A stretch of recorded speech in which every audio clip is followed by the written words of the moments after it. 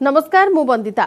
महाराष्ट्र महानाटकर शेष दृश्य को अपेक्षा गुरुवार फ्लोर टेस्ट पर सुप्रीमकोर्ट एक प्रकार चित्र स्पष्ट कर देथिबा बेले एवं मुख्यमंत्री उद्धव ठाकरे ऊपर नजर गुरुवार जाए अपेक्षा करिवे ना ता पूर्वरु नेबे निष्पत्ति कौन हेबो उद्धव को भविष्यत बापा बाला साहेब को लिगासी को निज पाखरे रखि पारिबे तो ना गादी सह पार्टी हराइबा को जाउछंती मराठा टाइगर स्वर्गत बाला साहेब ठाकरे को पुओ समय स्पष्ट करिबो कौन हेबो परिस्थिति। सेपटे किंतु कन्हैयालाल हत्या को नहीं राजस्थान उदयपुर परिस्थिति भिन्न। उदयपुर हत्याकांड को निंदा करुछि सारा देश। हत्याकांड पछरे रहिछि कि विदेशी दुष्ट शक्तिर लिंक।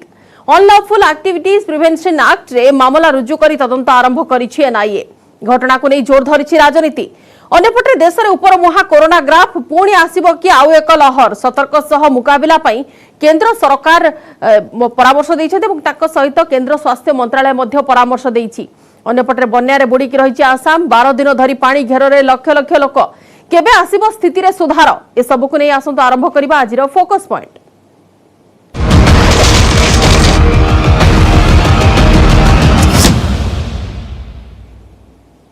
सुप्रीम कोर्ट रे महाराष्ट्र विधानसभा रे फ्लोर टेस्ट मामला मुख्यमंत्री उद्धव ठाकरे सरकार विरोध रे जून 30 रे अनास्था भोट पई राज्यपाल निर्देश दैथिबा बेले याकु सुप्रीम कोर्ट रे चैलेंज करथिला शिवसेना। सुप्रीम कोर्ट को दुईजणिया खंडपीठ रे होईछि मामलार शुणाणी। कोर्ट उभय पक्षर जुक्ति शुणिछंती। शिवसेना वकील 16 बागी विधायकों को अयोग्य प्रसंग उठाई फ्लोर टेस्ट उपरे रोक लगाइबा को दाबी करथिले। अन्य पक्षरे राज्यपाल को रूलिंग सपक्ष रे जुक्ति बाढिथिले सिंधे को वकील।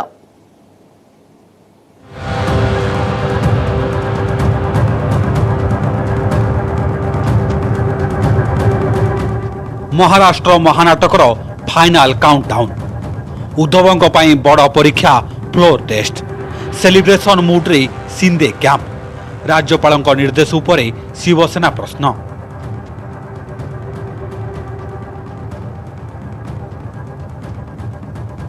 राज्यपाल भगत सिंह कोश्यारी फ्लोर टेस्ट निर्देश पर महाराष्ट्र राजनीति हलचल।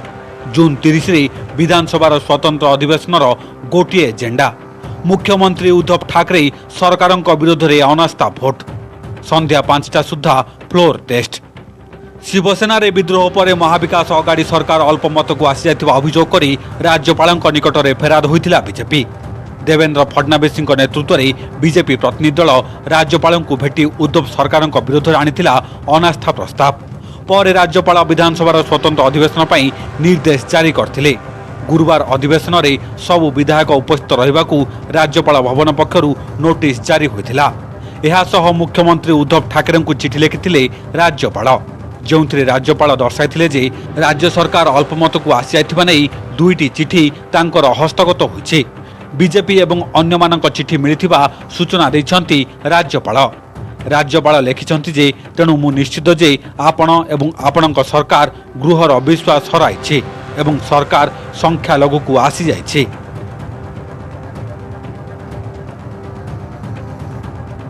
राज्यपाल फ्लोर टेस्ट निर्देश को सुप्रीम कोर्ट रे चैलेंज करथिला शिवसेना। शिवसेनार 16 जन विधायकों को अयोग्य घोषणा प्रसंग कोर्ट रे विचाराधीन थिबा बेले राज्यपाल तरबरिया निष्पत्ति उपरे रोक लगाबाकू सुप्रीम कोर्ट रे दाबी करथिले शिवसेना मुख्य सचेतक सुनील प्रभु। पूर्व सुप्रीम कोर्ट यह मामलार शुणाणी करी 16 विधायकों सदस्यता उपरे ब्रेक लगाइथिले।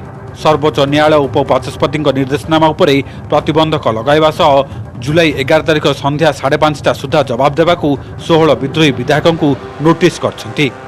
जुलाई 12 रे परवर्ती शुणाणी पई दिन धार्य करछंती सुप्रीम कोर्ट।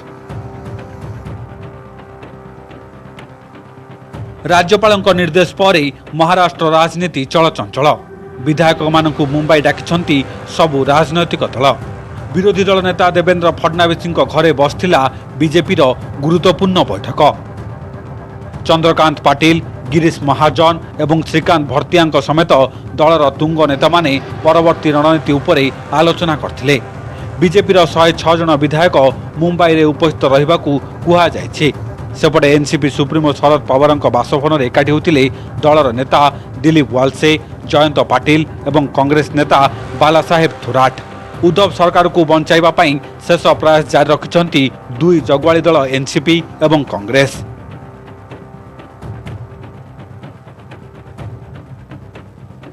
राज्यपाल फ्लोर टेस्ट निर्देश उपरे प्रश्न उठाई शिवसेना। संजय राउतଙ୍କ प्रतिक्रिया 16 विधायकों सदस्यता रद्द प्रसंग सुप्रीमकोर्ट रे विचाराधीन थिबा बेले संविधान धजिया उड़ा जाउछि। शिवसेनार 2.5 वर्ष पुराना दाबी राजभवन में पड़ रही बेले बीजेपी दिनकर दाबी उपर राति अधिया निर्देश जारी करछंती राज्यपाल। राज्यपाल राफेल ठारू भी तेज काम करछंती बोली संजय राउत कहछंती।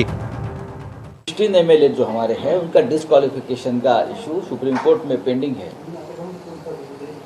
और 11 तारीख तक उसका ऊपर कोई निर्णय नहीं होगा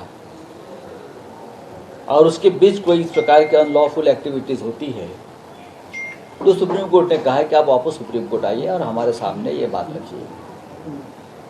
ऐसे में अगर गवर्नर हाउस और भारतीय जनता पार्टी एक साथ मिलकर संविधान की धज्जियां उड़ा रहे हैं, असेंबली की धज्जियां उड़ा रहे हैं और गवर्नर हाउस से ही इस प्रकार की राजनीति चलती रहेगी तो देश के सर्वोच्च न्यायालय को उसमें इंटरफेयर करना पड़ेगा। तो सर्वोच्च न्यायालय ने कहा कि ठीक है, इनको समय कम दिया है, आप समय दीजिए 11 जुलाई तक।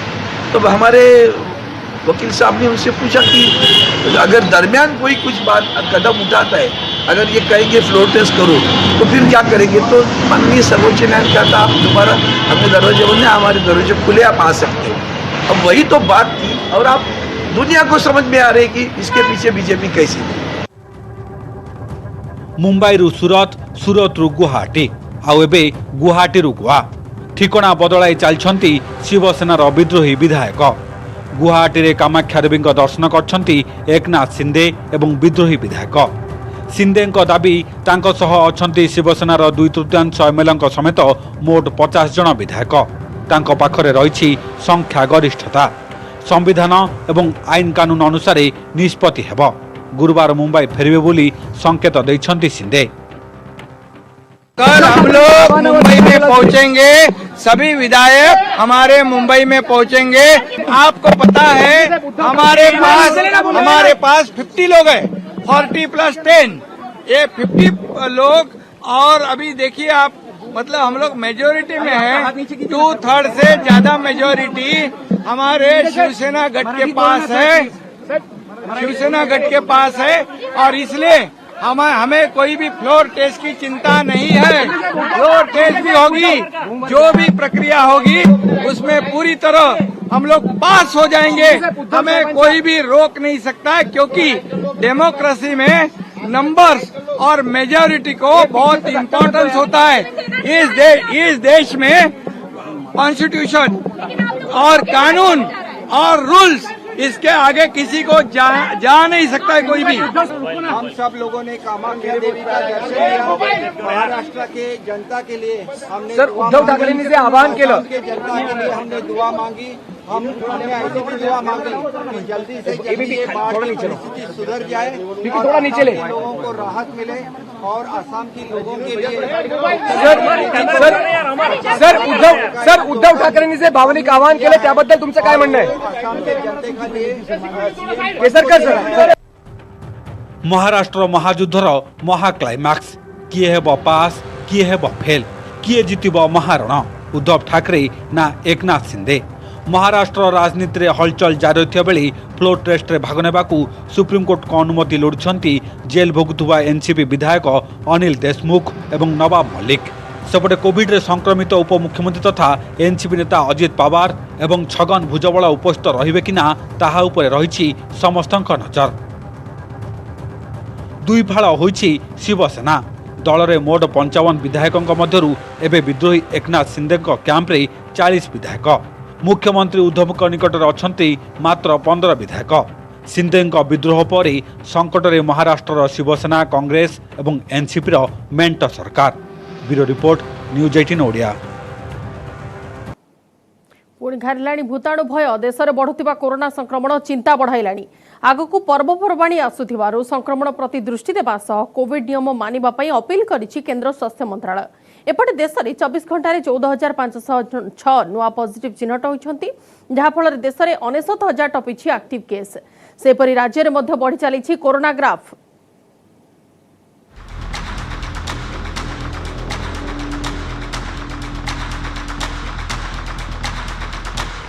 2019 रे सारा विश्व को कबलित करथिला कोरोना महामारी।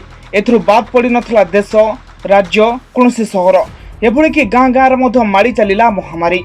ए अदृश्य भूताणु लक्ष लक्ष लोकंक जीवन नैथुवा बेले भाइरस विरुद्ध रे लड़ाई करबा पई संजीवनी साजिछि कोरोना टीका। तेबे पुणी थरे देश रे बढ़िबार लागिछि कोरोना संक्रमितों संख्या। केंद्र स्वास्थ्य मंत्रालय रिपोर्ट अनुसार 24 घंटा रे देश रे 14,506 नुआ पॉजिटिव चिन्हट होइचंती। सेपरे 24 घंटा रे 30 आक्रांतक मृत्यु होइछि आ सक्रिय आक्रांतक संख्या 69,602 को वृद्धि पाइछि। एक्टिव केस लक्ष्य छुईंथवा बेले एहाकु नै चिंता बढ़िछि। 14,506 नुआ पॉजिटिव को मिसाई मोट कोविड मृत्यु संख्या 5,25,077 को वृद्धि पाइछि। सेपरि 24 घंटा रे सुस्थ होइचंती 11,574 आक्रांत। देश रे जे सुस्थ हेलेनी 4,28,08,666 जन। देश रे एक्टिव केस 0.23% रे पहुंची। से भली दैनिक पॉजिटिविटी हार 3.35 थिबा बेले साप्ताहिक हार रहुछि 3.30%। तेबे आरोग्य हार 98.56% थिबारु यह आश्वस्ति आनि दैछि।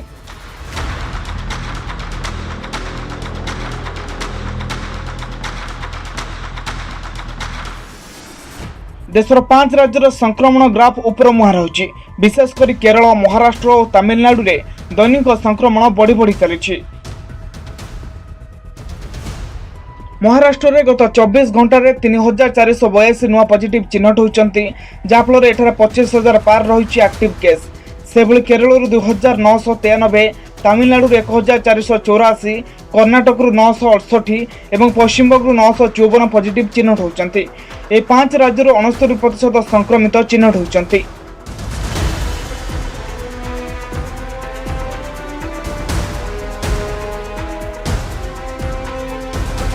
एपटे आम राज्य ओडिशा मध्य बढ़ी चली कोरोना ग्राफ। राज्य में 150 पार करिछि कोरोना पॉजिटिव। 24 घंटा 161 कोरोना आक्रांत चिन्हट होइचंती। आक्रांतक मध्य 18 वर्ष कम वयस्क 24 जन रहिचंती। संगरोधर 95 और स्थानीय अंचल 66 जन पॉजिटिव चिन्हट होइचंती। खोर्धार सर्वाधिक 60 कोविड रोगी चिन्हट होइतिबा बेले कटक 32, स्टेटबुल 15, सुंदरगढ़ 13 संक्रमित चिन्हट होइचंती।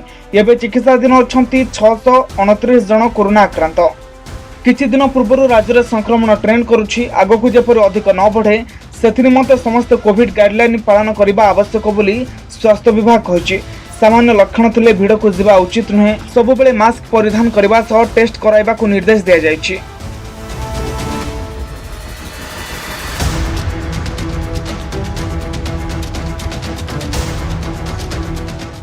देश में बढ़ुवा संक्रमण को नहीं चिंता जाहिर करिछि केंद्र स्वास्थ्य मंत्रालय। आगक आसुछि पर्वपर्वाणी, एबेठु सतर्क न रहिले बढ़ी पारे विपद।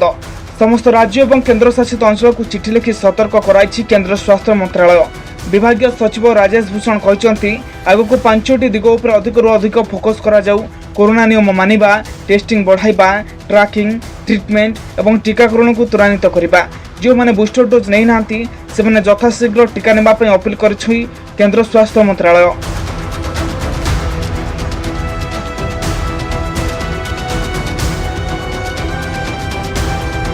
देश में गत किछि दिन धरी बढ़ी चली कोरोना ग्राफ। एणु कोविड गाइडलाइन मानिबा सह मास्क परिधान करबा पई परामर्श दैछंती स्वास्थ्य विशेषज्ञ। सेबले कोरोना विरोध में टीका ही एकमात्र सुरक्षा कवच होइतिबारु समस्त बूस्टर डोज नेबा पई स्वास्थ्य विभाग अपील करिछि। Bureau report, news 18 Odia. Assam को बन्या विपद। चलित वर्षर द्वितीय बन्या रे प्रभावित होइछि आसाम। ना नदी पानी छाड़ुछि ना लोकों को दुर्दशा कमुछि। बन्या और भूस्खलन फल 135 जनकर जीवन गलानी। एबे भी जलबंदी जीवन बिताउछंती लक्ष लक्ष लोक। प्रभावित होइछि जीवन यात्रा, उजोड़ी जाइछि घर द्वार, चाष जमी रे माड़ी जाइछि बन्या पानी। आगु किभଳି स्वाभाविक हेबो जीवन यात्रा ताकु नै एबे चिंता रे आसामवासी।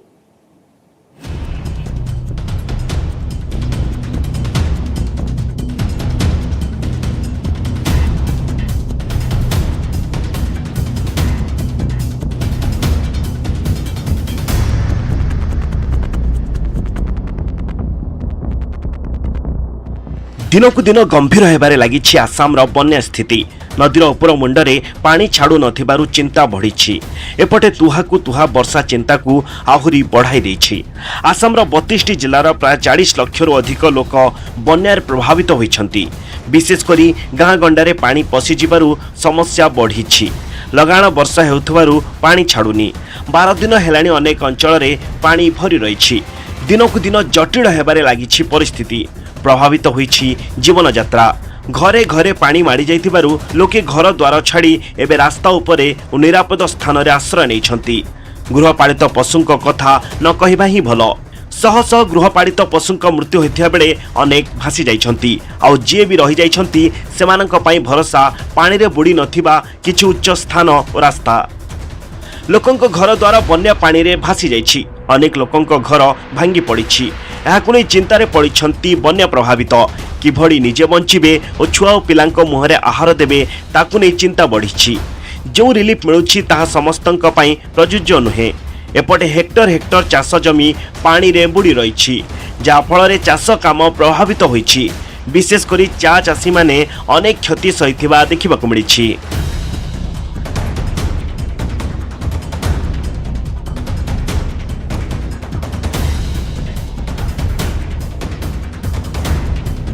एबे किछिटा अंचलरू पानी छाड़ी। तथापि 28 जिलार 22 लाख लोक एबे भी जलबंदी जीवन बिताउछन्ति। वर्षा बन्या और भूस्खलन रे 135 जनकर मृत्यु होइछि। शह शह लोकंक घर भांगी जाइथिबारु सेमाने बेघर हो जाइछन्ति। अनेक लोक रास्ता उपरे आश्रय नैथिबा देखिबाकु मिलिछि। बाजाली, बक्सा, बरपेटा, विश्वनाथ, चिरांग, डारंग, धुब्री, डिब्रुगढ़, गोलपारा, तिनसुकिया, उदालगिरी, टामलपुर जिला अधिक मात्रा प्रभावित होइछि। प्राय 3000 गाँव रे पशिछि बन्या पानी। तेबे बन्या अधिक मात्रा प्रभावित होइछि बाराक भैली। बाराक नदी रे बन्या आसिबा फल रे समस्या पड़िछन्ति सिलचर अंचलवासी। 429 गाँव बन्या रे विशेष भाव में प्रभावित होइछि। लक्ष लक्ष लोक पानी घेर रही बेले 229 रिलीफ कैंप रे प्राय 2 लाख लोकंकु रखा जाइछि। एमानंक मध्यरु 40,000 महिला और 30,000 पिलांकु रिलीफ कैंप रे आश्रय दिया जाइछि। वयस्क और छोट पिलांक पई अस्थायी चिकित्सा केन्द्र खोला जाई सेवा जोगाई दिया जाउछि। प्रशासन और सेना पक्षरु उद्धार कार्य जारी रहिछि। सबुठु अधिक प्रभावित होइछि सिलचर। मोरीगांव और सिलचर रे बन्या स्थिति सांघातिक रहिछि। गाँ गाँ रे पानी माड़ी जाइथिबारु लोकंक समस्या बढ़ी बढ़ी चलीछि। अनेक गाँ एबे बाह्य जगतरु विच्छिन्न होई रहिछि। लोकमाने यातायात करिया पई अनेक समस्यार सम्मुखीन हेउथिबा बेले पाखरे पहुंची पारुनी अत्यावश्यक सामग्री।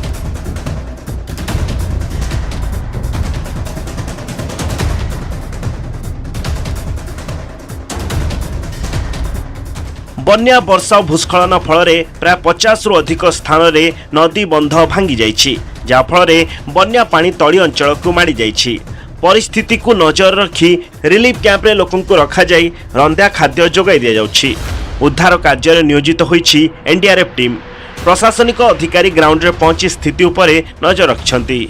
चलित वर्ष आसाम देखुछि द्वितीय बन्या। 1980 पर प्रथम थर पई आसाम रे बड़ बन्या आसिथिबा कुहा जाउछि। केबे स्थिति सुधुरिबो, केबे लोके तांको घर को जिबे, केबे स्वाभाविक हबो जीवन जापन ताको अपेक्षा करि रहिछन्ति लक्ष लक्ष विपन्न।